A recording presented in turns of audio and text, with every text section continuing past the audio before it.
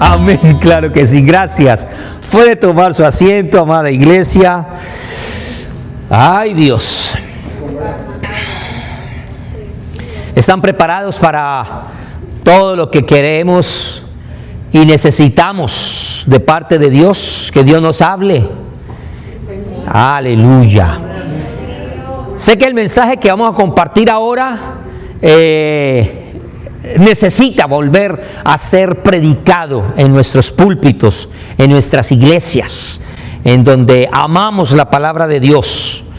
Y cuando usted es bueno para comer, ¿aquí cuántos somos buenos para comer? Eso, amén, estuvo más o menos. Cuando usted es buen comelón, es porque usted come todo y come bien, pero come todo. Sí, porque cuando usted encuentra personas que dicen, ay, a mí no me gusta tal cosa, y le saca la comida, ese no es buen comelón. Le gusta comer tal vez, pero es selectivo. Pero con la palabra de Dios, toda es una comida nutritiva y la aceptamos toda. Lo único que uno no debe comerse son las espinas de los pescados, eso sí no. Pero el resto, hasta el ojo. ¿Cuántos aquí les gusta chuparse el ojito del pescadito? Ay, la cabeza cuando uno la abre y eso, uno come con gusto. Hay gente que dice, ay no, hay gente que no, son gustos. Pero en la palabra de Dios necesitamos que todo sea poderlo comer. Estamos hablando de este pasaje de Mateo, en el cual usted ya lo conoce, la conversación y la declaración que el apóstol Pedro hace y lo que el Señor Jesús le habla nuevamente. Y le hemos invitado a usted para que trate de tomar en esta enseñanza fundamentos antes que gloria, fundamentos antes que crecimiento, fundamentos antes que aplausos, fundamentos antes que parafernalia, más que alturas, más que gloria. Estamos hablando de diferentes temas que nos están dando fundamentos, y hemos hablado de cómo edificar, hemos hablado de quiénes son los edificadores, hemos hablado del proyecto de edificación, y en eso ya estamos enfocados, y estamos hablando de un proyecto que es integral y tiene que ver con lo que es nuestro crecimiento y la edificación de nuestro ser, todo nuestro ser, espíritu, alma y cuerpo. En eso estamos enfocados, y en medio de estas enseñanzas hemos necesitado enfocarnos acerca de lo que es el pecado. Diga conmigo con todo cariño, diga pecado. Dígalo más fuerte, diga pecado. ¿Se anima a decirlo usted como una iglesia llena de poder, ya que en otras iglesias ya no se llama las cosas así, sino le dicen otras cosas? Usted puede decir pecado. ¿No es pecado decir pecado?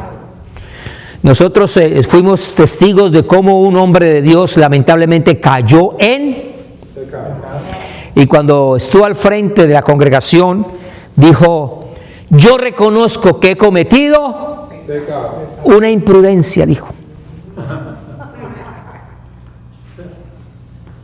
Y esa palabra como que ya nos pesa. ¿Cuántos aquí somos pecadores? Todos. Así que necesitamos saber qué es pecado, porque seguramente muchas de las cosas que usted ha recibido, que conoce, tal vez usted tiene ya una imagen, tiene un concepto, tiene un conocimiento, pero usted va a ir un poquito más allá. Usted hoy va a ir a conocer lo que la Biblia, la palabra de Dios, nos enseña con respecto al pecado. Y yo sé que usted va a aprender más. Así que con lo que usted sabe, gloria a Dios. Pero con lo que usted va a aprender hoy, gloria a Dios. Dígale a su hermano que está a su lado, dígale, prepárate porque vas a recibir cosas nuevas. Dígale, prepárese. ¿Tiene papel y lápiz? ¿Cuántos tienen papel y lápiz? A ver, qué bien. Por ahí tengo unas sorpresitas, las voy a hacer en el mes de junio. Ya usted va a saber que el próximo mes. ¿Qué es el pecado? Vamos a mirarlo desde diferentes perspectivas. Y después vamos a ir a lo que dice la palabra de Dios desde el concepto bíblico, que es el pecado. Porque cuando nosotros hablamos con la gente allá afuera, la gente tiene diferentes ideas o conceptos con respecto al pecado. Algunos dicen, no, el pecado, eso no existe. Esa es una invención religiosa. Eso lo han creado los religiosos ahí para crearle miedo a la gente. Alguna gente habla que el pecado eso no existe. Otras personas equivocadamente le ponen diferentes tipos de pecado. Dice, sí, pecado hay, pero hay unos pecados de diferentes tipos. Entonces se habla del pecado original, otros hablan del pecado venial, otros hablan del pecado mortal, y algunos también incluso hablan acerca de los pecados capitales. Usted ha escuchado eso en hacer muchas personas que hablan acerca de los pecados, y esos son como los meros, como el pecado mortal. Los otros son pecaditos ahí más o menos, que hasta ponen hasta colorcitos y lo tratan de adornar, por ejemplo, y dicen, no, yo no dije una mentira, yo dije una mentirita piadosa. ¿Se ha visto eso? Hay gente que, hay unos que dicen, no, yo no soy borracho, yo no soy bebedor, yo soy un tomador social. Sí. Otro, no, yo no soy un adicto, yo no fumo. Yo me fumo uno que otro por ahí, porque para calmar los nervios. Sí, hay cantidad de gente que tiene esas ideas con respecto a las condiciones y categorías de lo que es el pecado. Pero hoy vamos a ir mucho más allá, usted va a ir mucho más allá. Los musulmanes, por ejemplo, dividen los pecados en mayores y en menores. A los mayores le llaman kabair, el kabair. Ellos tienen diferentes tipos también de pecado. Cuando miramos en los conceptos que el humanismo habla acerca, pues generalmente el humanismo habla acerca de evitar ese concepto religioso. Ellos no tratan de meterse en la parte religiosa. El existencialismo también evita y se enfoca más que todo en una condición del ser humano en cuanto a su autenticidad, en cuanto a su libertad y en cuanto a su responsabilidad. Por ejemplo, Jean-Paul Sartre, ellos hablaban de la mala fe, él hablaba de la mala fe, en negarse a asumir la propia libertad y responsabilidad. Eso habla el existencialismo. La psicología moderna no considera el concepto de pecado. La psicología habla de la culpa, por ejemplo, habla de la conducta antisocial, habla del trauma y también habla de los impulsos destructivos. Por eso es que vemos a Freud, un personaje que seguramente usted habrá escuchado, Sigmund Freud, relacionó la culpa moral con los conflictos internos y las normas sociales interiorizadas. Ahora, hay una realidad, que los hombres podemos decir mucho, pero lo que pesa es lo que dice Dios. Y algo que nos dice Dios a través del apóstol Pablo, yo sé que usted se conoce muy bien este versículo que está en la carta a los Romanos. Hay un versículo en Romanos que dice, por cuanto todos están muy bien. ¿Eso en dónde está? Romanos capítulo 3 y verso 23. Ya usted ya lo puede apuntar allí, memorícelo.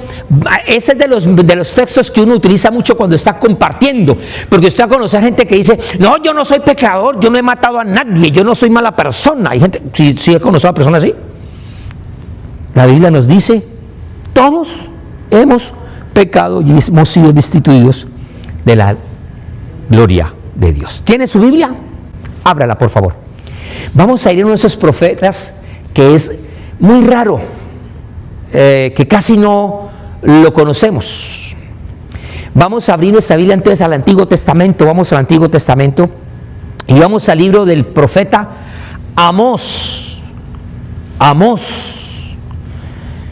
donde será la base donde vamos a empezar ahora nuestra enseñanza, porque lo que nos importa a nosotros es mirar desde la perspectiva bíblica lo que es el pecado. ¿Qué dice Dios? ¿Qué nos enseña?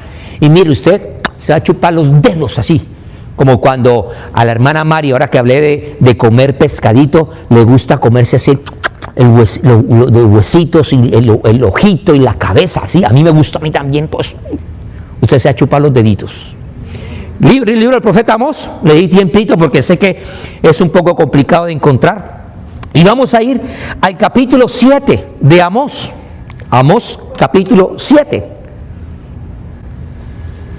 Si usted ya llegó, por favor diga amén. Libro del profeta Amós, capítulo 7. Muy bien. ¿Qué capítulo? Capítulo 7. Y vamos a leer lo que dice el verso 7 y el verso 8. Mire esa imagen que le puse ahí. Usted sabe lo que es eso, ¿verdad? En inglés, un plum. Plum. Eso, gracias por enseñarme la palabra, plum. Una plomada. Hoy en día ya algunos no construyen con plomadas, sino que ponen unos aparaticos que le llaman el nivel, la regla y el nivel, y eso lo pone la burbujita y todo. Pero mire lo que dice Dios con respecto a esto en el capítulo 7, ahí va a salir el versículo. Dice versículo 7: me enseñó así, he aquí el Señor estaba sobre un muro hecho a plomo. El Señor estaba estaba encima, estaba ahí montado sobre un muro hecho a plomo, y en su mano una plomada de albañil. Jehová entonces dijo: ¿qué ves, Amós? Y dije: una plomada de albañil. Y el Señor dijo: he aquí yo pongo plomada de albañil en medio de mi pueblo Israel. No lo toleraré más. A mí personalmente me llama mucho la atención cómo Amós, cuando el Señor le pregunta: ¿qué ves? Él dice: veo una. Pero no vio el muro. A mí me llama la atención cómo Amós se enfoca en ese elemento y no nota el resto, y no nota que el que está sentado sobre ese muro es el mismo Señor, y empieza a tener una conversación y le dice: oye, Amós, ¿qué ves? Y él dice: veo la plomada. Y no mira la calidad del muro, no mira las condiciones del muro, y el Señor le comienza a hablar de ese muro y dice: así mismo yo voy a poner una plomada. Y cuando miramos esto, vamos a encontrar que hay 3 significados simbólicos de esta plomada con respecto a lo que el Señor está enseñando a Amós y nos va a enseñar a nosotros. Lo primero que vamos a notar es que esa plomada tiene una representación de lo que es la justicia divina. Diga conmigo: justicia divina. Dígalo más fuerte, diga: justicia divina. Mire, yo creo que tenemos un Dios de amor. ¿Cuántos decimos amén? Pero Dios también es un Dios justo. Dios es un Dios que hace justicia. Y yo le aprendí hace muchos años a un evangelista una frase que llegó y dijo allá en mi casa, dijo en Bogotá: el amor de Dios demanda justicia, y la justicia de Dios trae juicio. Así que si se predica de un Dios de amor, también hay que hablar de un Dios justo. Hoy en día solamente se habla mucho del mensaje del amor, pero no se habla de la justicia de Dios. Y cuando miramos esa justicia de Dios, estamos viendo que esa plomada lo que va a representar es esa norma perfecta de la rectitud, de las obras, de las acciones de los seres humanos. Dios pasa plomada. Dígale a la persona que está solo, dígale: Dios pasa plomada. Ay. Pero no solamente la plomada nos habla a nosotros de la justicia divina, sino que también nos habla a nosotros del juicio y de la corrección. O sea que Dios lo que está diciendo es: yo soy un Dios tan severo, soy un Dios recto, soy un Dios santo, soy un Dios bueno, soy amoroso, pero cuando encuentro algo que no me gusta, yo digo: no me gusta, no está bien. Eso habla de juicio. Y necesitamos aprender a conocer lo que es el juicio de Dios, porque Él es juez. ¿Y qué hacen los jueces? Emiten juicios, o libres o condenados, punto. No hay más o menos 3/4. Y no solamente, algo que me llama la atención es que Dios no solamente habla del juicio, sino que también da la oportunidad de que el que haya sido analizado, probado, visto, tenga la oportunidad de corregirse. No solamente ve el problema, no solamente le dice estás mal, sino que también hay una solución que Él muestra. Eso yo de usted hubiera dicho, ay, gloria a Dios. Porque es que muchas veces a los hijos, muchos papás le dicen, hizo esto mal, y lo castigan y le dan rejo, pero nunca le enseñan cómo hacer las cosas bien. Y el Señor juntamente con la prueba da la salida. Diga conmigo, todo pecado tiene una solución. Levante su dedito índice, por favor, diga así, diga una solución. Una solución. ¿Qué tiene todo pecado? Ya vamos a ir para allá. Ya vamos para allá, tranquilo. Quiero tocar el tercer significado de lo que nos representa a nosotros esa plomada. Y esa plomada, lo que nos está hablando a nosotros es de una construcción recta. ¿Cómo le gusta a Dios las cosas? Cuando hablamos de algo recto, es algo que está alineado, algo que está correcto. ¿Qué pasa si el muro se inclina un poquito a la derecha o a la izquierda? No está hecho a plomo, entonces. No está hecho a plomo. Y seguramente si usted pone un ladrillito y pone el otro ladrillito, si usted le pasa la plomada, tal vez no va a notar mucha diferencia.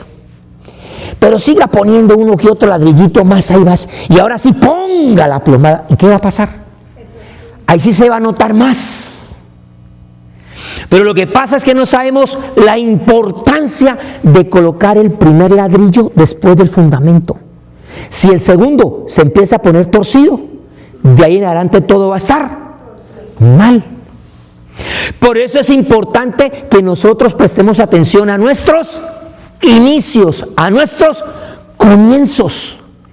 Porque si empezamos bien, continuaremos bien, a no ser que hagamos algo en el camino que no está bien. Pero si algunos piensan que están derechos y dicen soy un ladrillo nada más, soy un muro de un ladrillo de 2 niveles o de 3 niveles, estoy bien, pero la verdad está torcidito, va a llegar un momento donde Dios le va a pasar la plomada y va a decir, no me gusta, estás torcido, estás desviadito. Ahora, cuando habla de esto, quiero decirle que Dios, en ese propósito de que nosotros tengamos una construcción recta, así como el buen albañil se esmera para que la construcción esté bien, Dios quiere que su iglesia sea edificada bien. Yo conozco por ahí una joven que estudiaba arquitectura y en medio de una prueba que le hicieron por allí, estaba haciendo sus prácticas, ella la mandaron a supervisar, el arquitecto Máximo la mandó a supervisar. Y ella llegó y vio al albañil haciendo las cosas, al maestro, y le dijo, ese muro está torcido.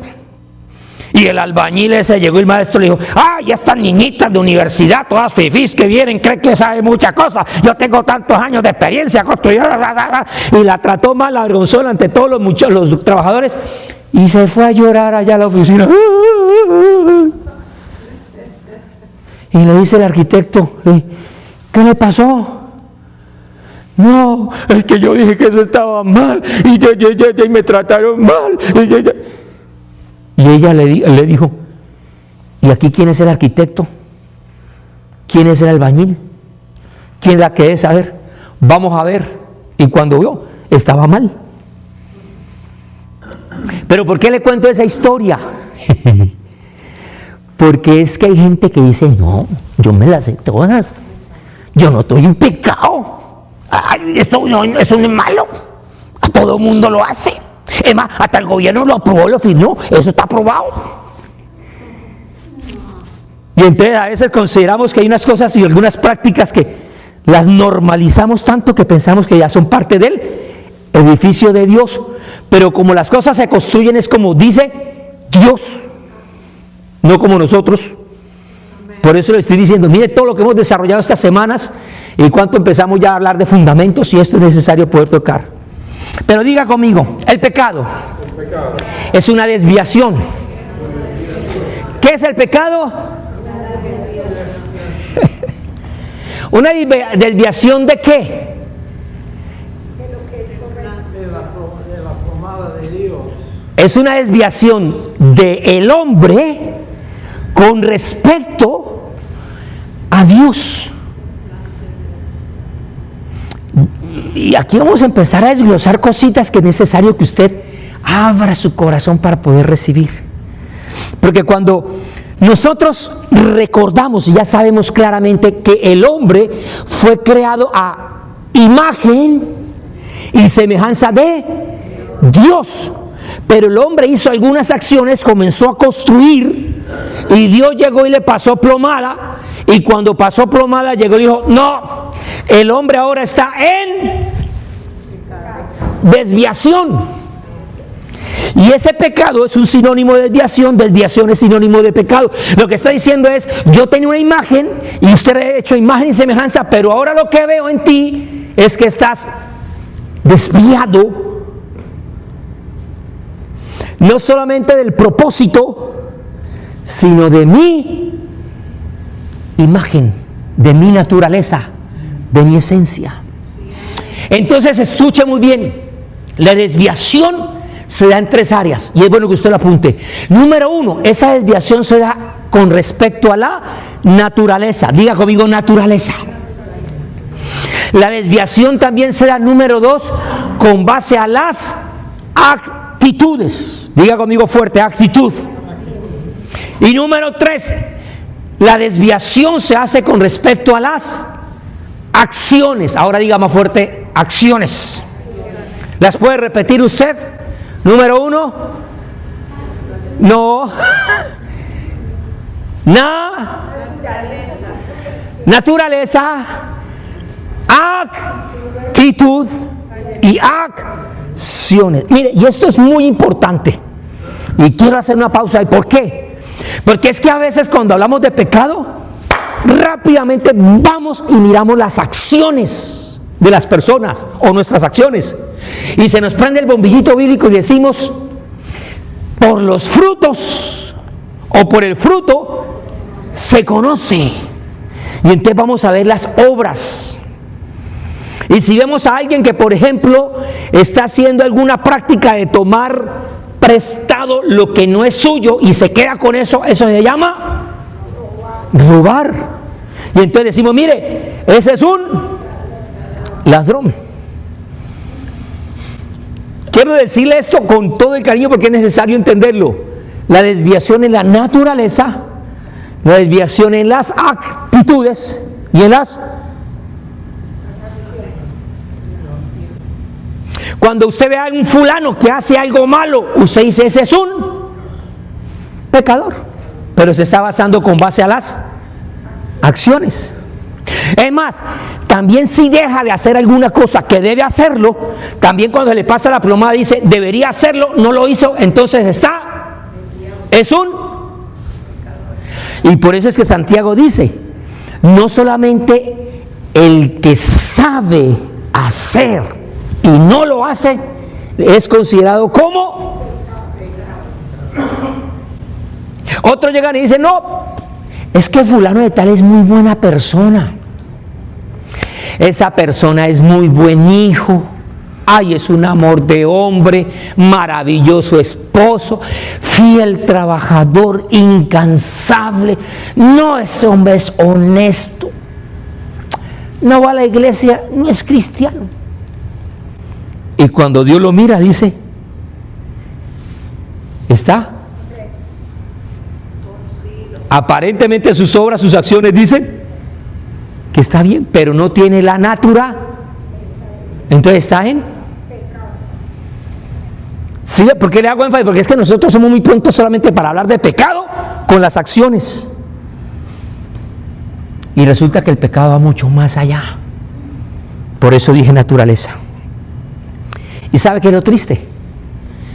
Y eso voy a hablar un poquito más adelante, que cuando alguien está desviado, está en pecado con respecto a Dios, se rompe esa relación que debe tener con aquel que es su referencia, que es Dios. Con el mismo Dios hay un rompimiento. Usted se imagina, vuelve otra vez a la imagen de Amós. ¿Se acuerda de Amós, la plomada? ¿Y se acuerda del muro? ¿Quién estaba sentado sobre el muro? ¿Quién? Amós no estaba sentado sobre el muro. Verso 7. He aquí el Señor estaba sobre un muro. Mire, ¿quién estaba sentado sobre el muro? Porque él sabía que el muro había sido construido a plomo, bien. Si el muro no hubiera sido construido a plomo, yo estoy seguro que el Señor no se hubiera montado. ¿Usted hubiera montado? El único que medio nos sorprende que está torcido así, una construcción construida así, que nos sorprende es la Torre de Pisa. Por eso se saca. Pero eso no es lo correcto con las construcciones.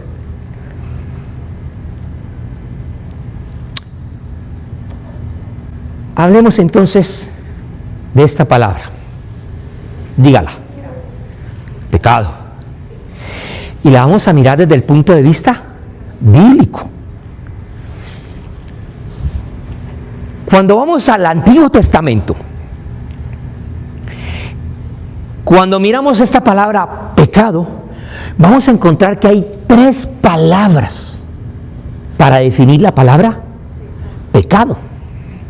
La primera de ellas que está ahí es la palabra hatá. Y yo no quiero complicarlos aquí con hebreo, ni con griego, ni con esos idiomas. Eso déjenoslo al pastor David y a mí, que nos gusta complicarnos la vida con eso.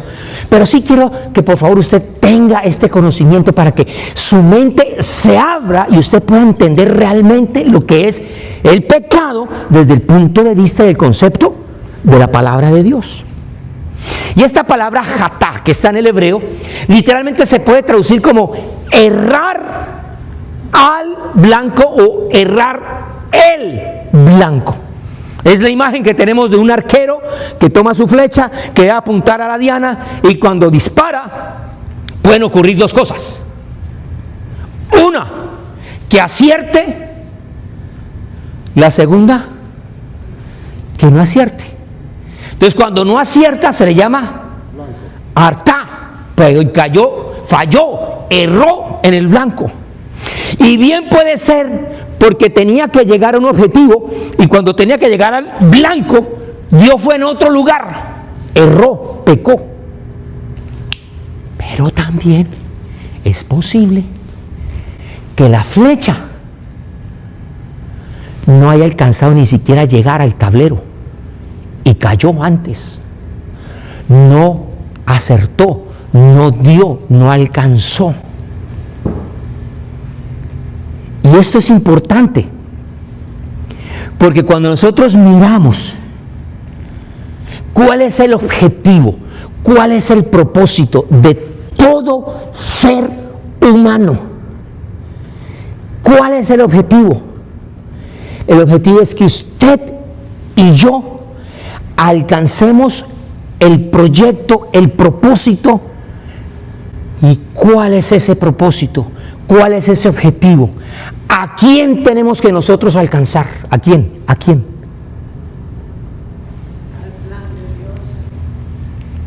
¿Quién sería el blanco? ¿Quién es el objetivo? Jesús.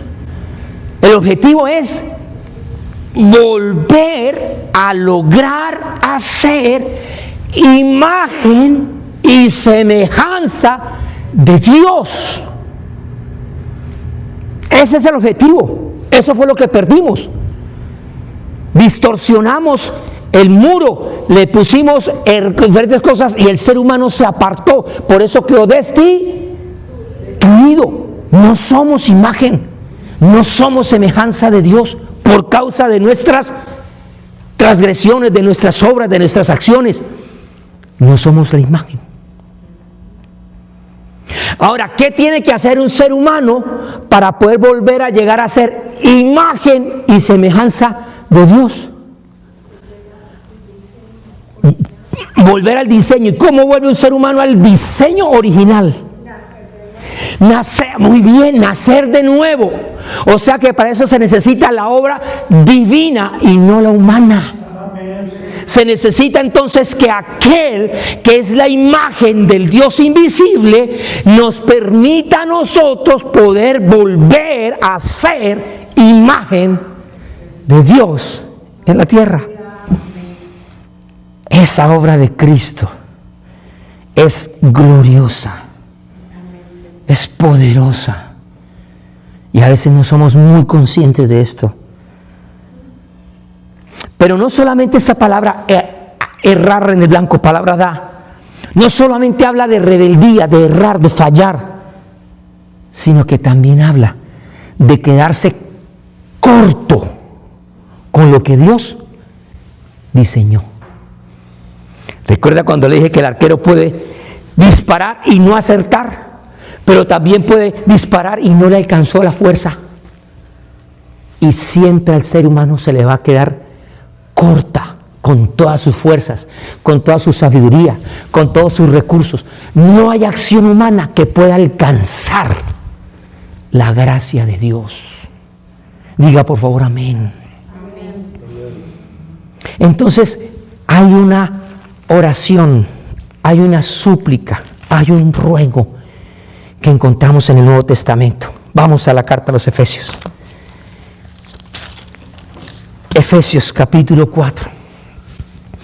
Y vamos a desglosar esto que empezamos a desarrollar durante estos minutos que ya hemos tenido, y vamos a darle claridad desde la perspectiva bíblica del Nuevo Testamento. Capítulo 4. Dice el verso 1, Pablo hablando: yo, pues,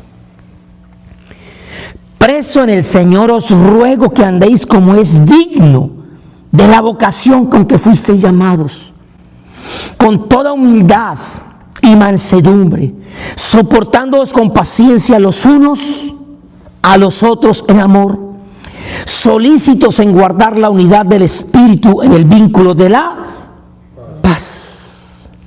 Un cuerpo y un espíritu, como fuisteis también llamados en una misma esperanza de vuestra vocación.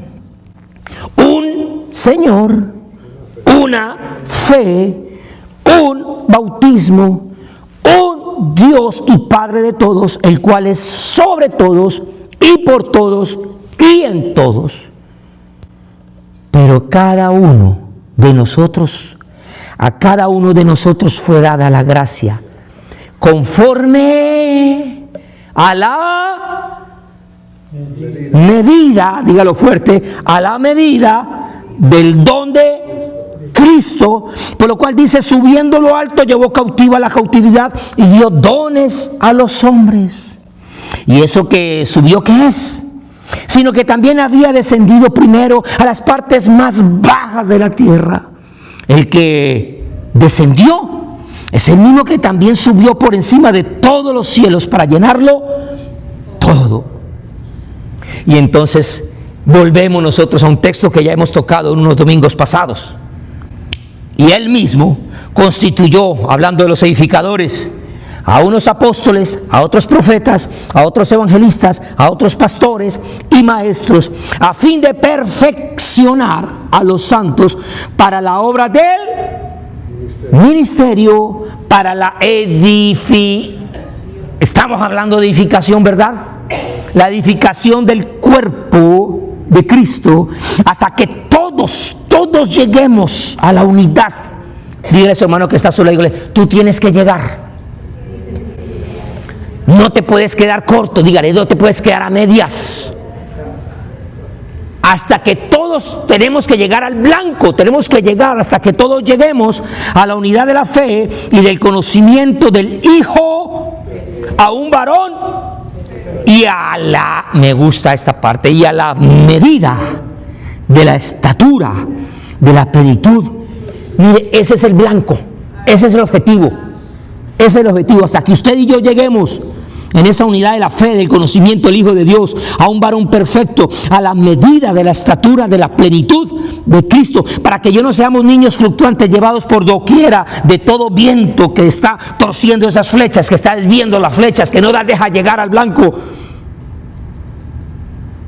que están utilizando estrategias de hombres para engañar y están empleando con astucia artimañas del error. Sino que siguiendo la verdad en amor, crezcamos en todo aquel que es la cabeza. ¿Esto es quién? Dígale a su hermano que está a su lado, tú tienes que crecer. Dígalo más fuerte, dígale, tú tienes que crecer.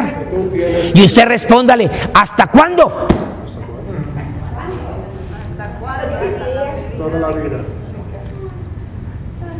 Hasta que alcances la estatura de Cristo.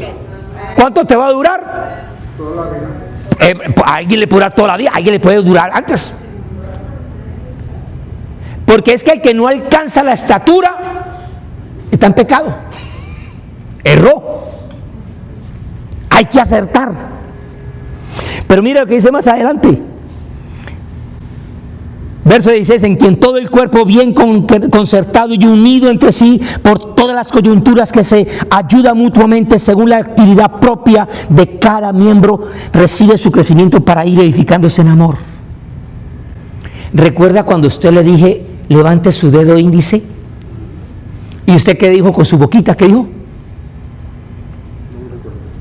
Ya se le olvidó y no recuerda. Y lo repetimos, yo le dije, levante su dedo derecho, índice y diga conmigo. Una solución.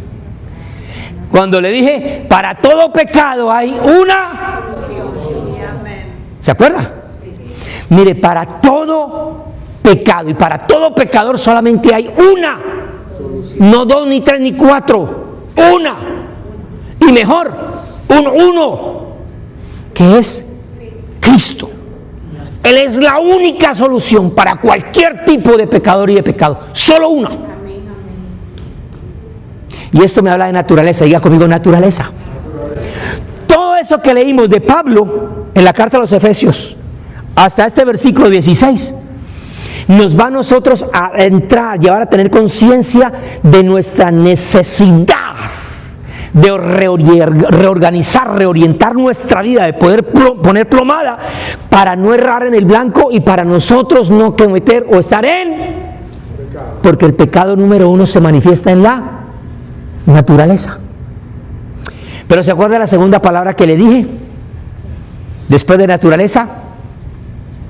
Si usted la apuntó, ahí la sabe, la tiene. Vamos a leer los versos siguientes. Verso 17.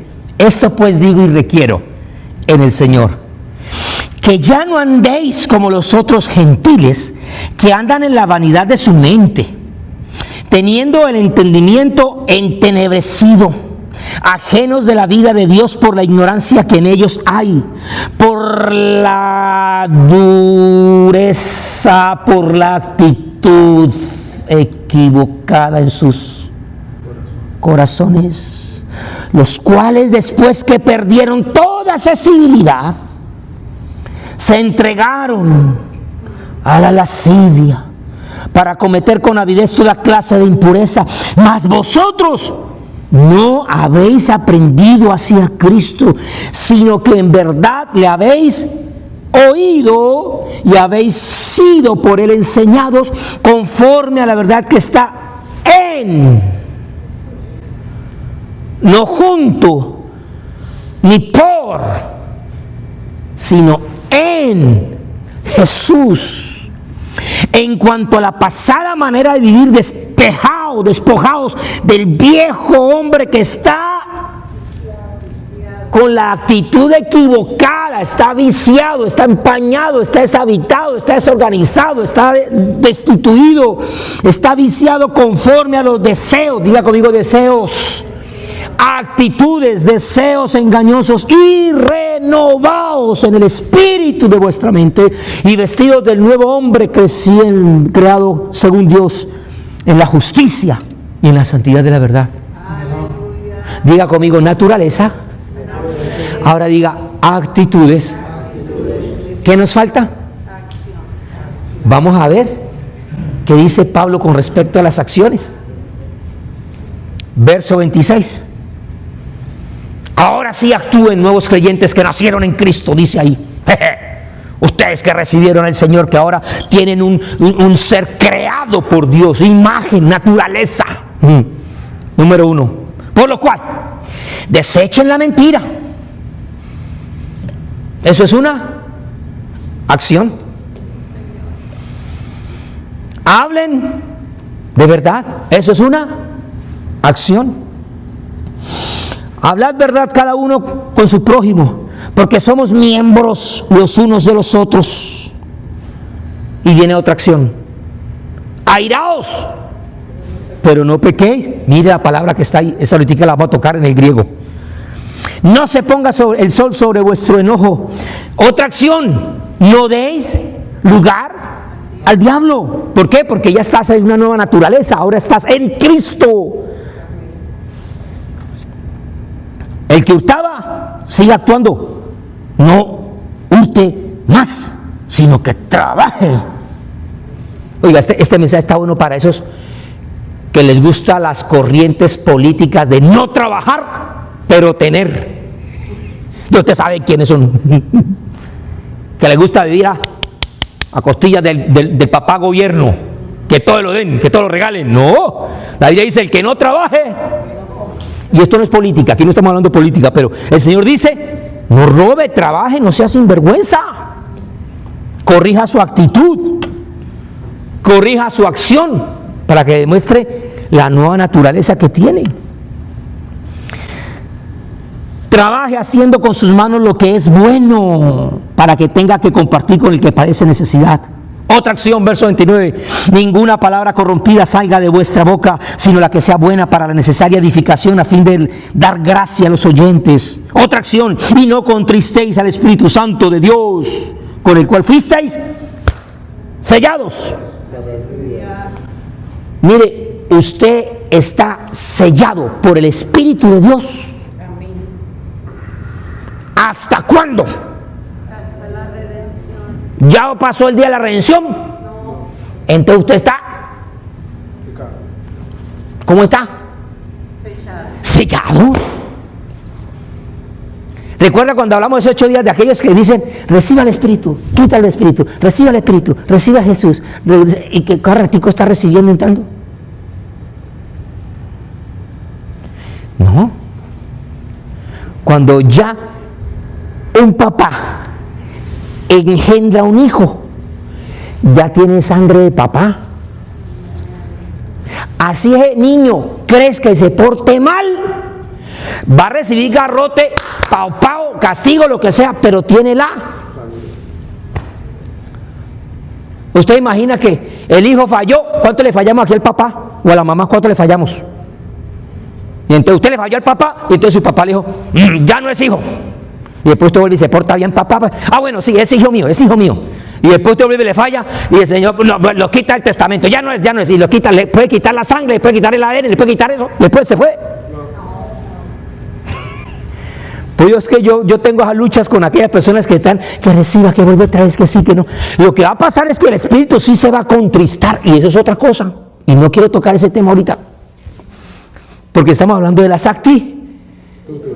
actitudes.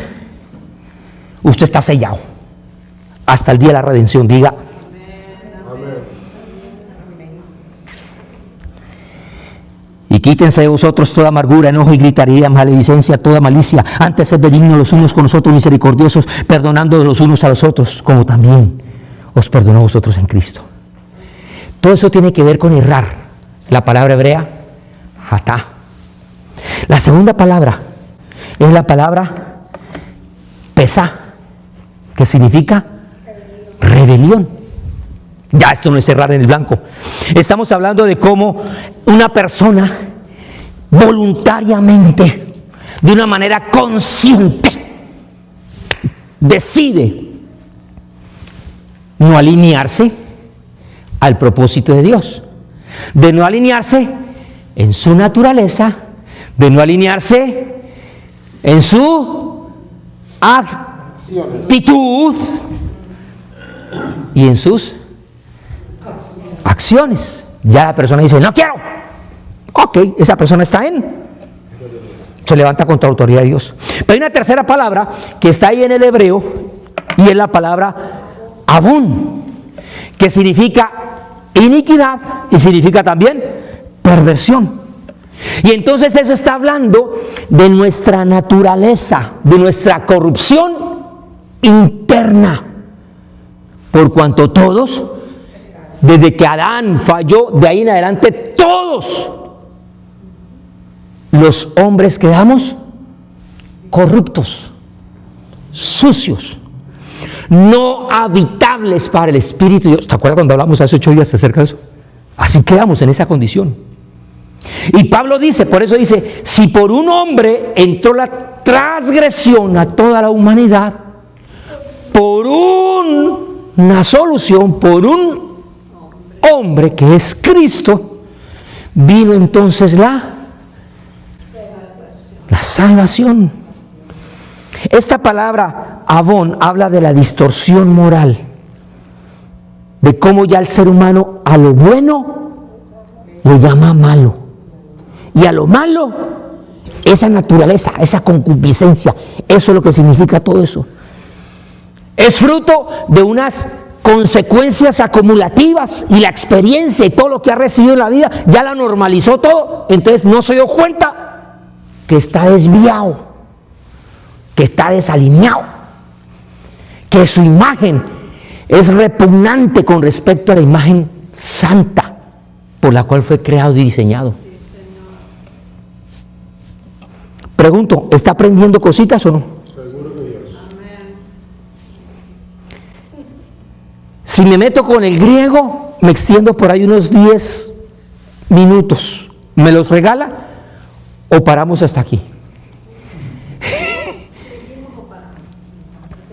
¿Qué dicen? ¿Seguimos? Para no perder la idea. Sí, porque estamos calienticos. Si creo que esto nos está bendiciendo, ayudando, entonces yo creo que esto nos va a bendecir. Si estamos aprendiendo, podemos decir que es necesario. ¿Lo cree necesario o no? Pregunto, ¿a usted le habían enseñado esto antes con respecto al pecado? ¿Cómo no habla de pecado? ¡Pecados! Adulterio, fornicación, mentira. Pero ahí, vámonos al griego, en el Nuevo Testamento. En el Nuevo Testamento vamos a encontrar ya no 3, sino 4 palabras que existen allí. La primera de ellas es la palabra amartía. De ahí viene, dentro de la teología sistemática, hay una doctrina, pastor, que es la doctrina que estudia el pecado. Se llama la amartiología. ¿Verdad, pastor? De esa palabra es que viene. Y esa palabra significa lo mismo que significa la palabra hatá, errar en el banco, del cual usted ya aprendimos, ya dijimos eso. Usted no me va a detener en eso, porque es el mismo significado, es la misma equivalencia de fallar del estándar divino, de no dar la talla, de no estar a la altura, de no estar en la medida, de no estar en el nivel, de estar fuera del propósito de Dios. La segunda palabra que encontramos en el griego es la palabra anomía. A es sin y nomos viene la palabra ley. Es la persona que dice: yo vivo sin Dios y sin. Yo nací, soy libre, puedo hacer con mi cuerpo lo que. Esta es mi vida y yo hago lo que a mí se me dé la. ¿Sí conoce personas así?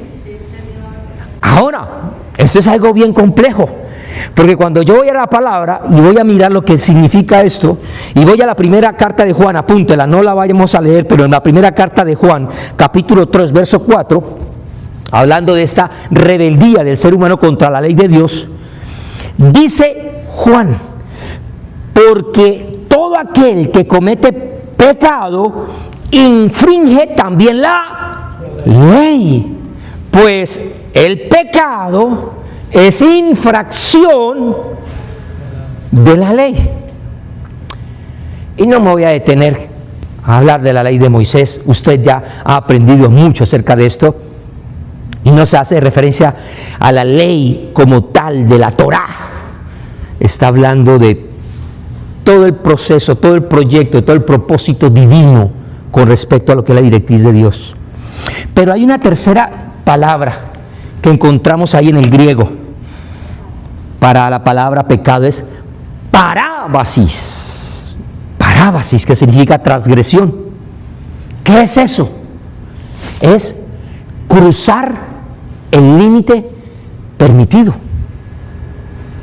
Cuando usted le mete al rancho de otra persona, usted invadió propiedad. Cuando usted llegó y pasó más allá, entonces recuerda la imagen del arquero, porque hay uno que le pega al tablero, pero le pega en diferentes lugares. Esa persona pecó, no le dio el blanco. Pero hay otros que llegan y no les alcanza la flecha. No alcanzó. La estatura, cuando lo fueron a medir, no, quedó corto. Pero hay otros que son más vivos que Dios, más inteligentes que Dios, más sabios que Dios, más generosos que Dios. Y entre ellos van más allá.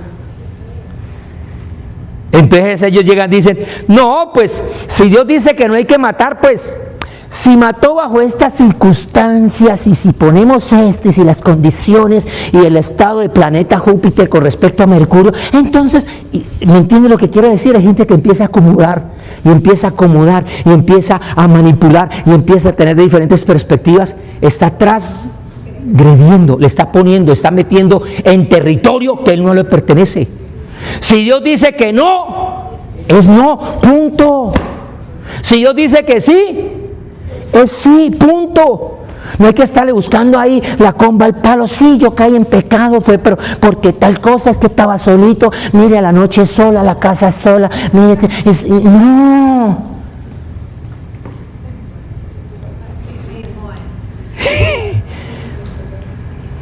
Todo esto es pecado, imagínate.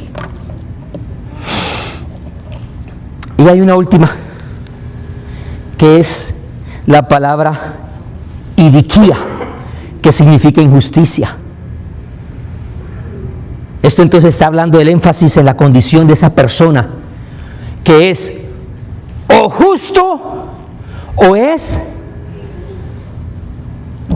injusto. Ahora, usted y yo somos justos, ¿sí o no? Sí, por la gracia de Dios.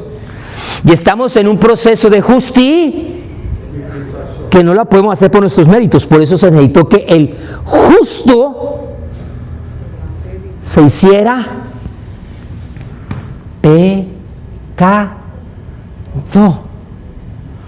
Porque pecado no solamente es lo que hacemos, sino que lo que hacemos nos hace a nosotros pecado.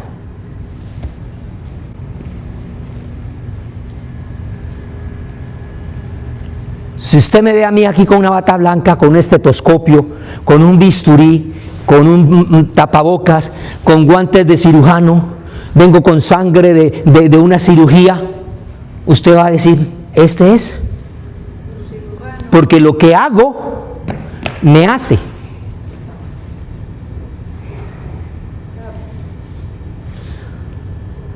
Así que si alguien hace pecado, él es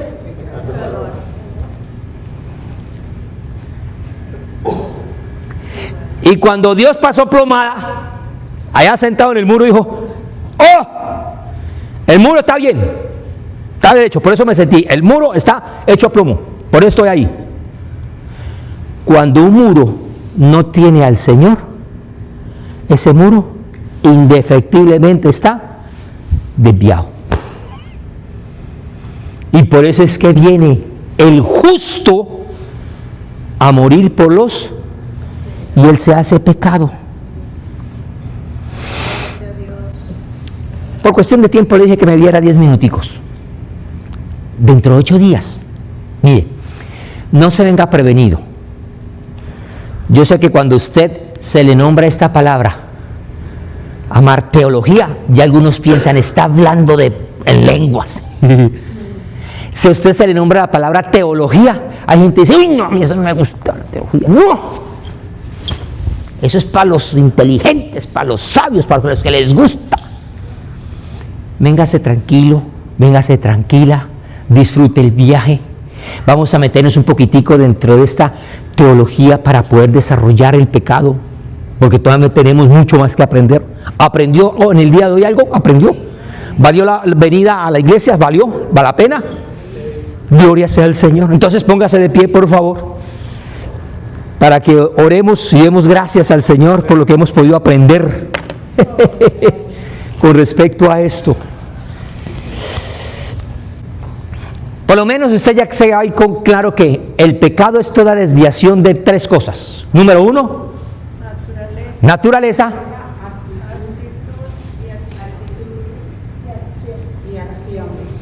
Porque algunas personas pueden estar haciendo acciones correctas, pero con la actitud incorrecta. ¿Se lo muestra por la Biblia? Hubo gente que evangelizó. ¿Eso es hacer algo correcto? Sí, tenemos que evangelizar. ¿Cuánto le estamos haciendo? Ay, Dios mío. Señor, en tu nombre echamos demonios fuera. Claudita, espérame. En tu nombre echamos demonios fuera. ¿Eso es algo que hay que hacer? Sí. Correcto, actitud correcta. Perdón, acción correcta. Profetizaron, llenaron estadios, hicieron tremendas predicaciones, ganaron almas, acciones buenas. Pero el Señor dice, oye, lo hicieron sin mí. Lo hicieron con la actitud equivocada, incorrecta. Yo me acuerdo cuando mi mamá me decía, Daniel, haga el aseo. A veces yo amanecía sedita y yo feliz hacía aseo, porque cuando yo digo hacer aseo, Claudia sabe, me demoro. Pero cuando digo lavar baño, es restregar rendijita por rendijita, eso es dile hasta que no, me demoro. Cuando digo barrer, yo soy de los que corro la cama y aspiro, y así me gusta a mí. Y limpio el polvo y las cortinas y las persianas una por una. Yo me demoro, soy lento, pero me gustan las cosas. Pero a veces me levantaba yo agreste y mi mamá decía, Daniel, ayúdame a hacer lástima que no vino, ayúdame a hacer el oficio de la casa. Y yo llegaba y pasaba las cosas y después llegaba yo al restaurante, mamá, ya terminé. Ay, tan lindo mi hijo, tan bello. Pero yo lo hice mal. ¿Lo hice? Sí, pero mal. Actitud equivocada. Pero después el pastor nos dijo una frase ahí que es importantísima, porque el Señor dijo, predicaron, echaron fuera demonios y una cantidad de cosas, pero yo no los conozco. Y esa palabra conocer es la palabra griega ginosko, que esa palabra no es solamente de conocer con la mente, de saber, sino es una acción de intimidad. Cuando dice la Biblia, y Adán conoció a su mujer, no es que mucho gusto soy Adán, mucho gusto soy. No. Fue que tuvieron. Y entonces el Señor dice, mire, ustedes hicieron todo eso, pero yo no estuve en ese muro. No estuvimos ahí los dos trabajando. No los conozco. Naturaleza. No hay esa naturaleza. Sigue todo lo lindo que es esto hablar del pecado. Esto no es solamente que, y el pecado, hay predicadores que, y está en pecado, y que me caiga fuego al infierno, adúltero, pero no se les muestra las razones y aún mejor, la salida, la solución. Démosle gracias al Señor. Padre, te adoramos.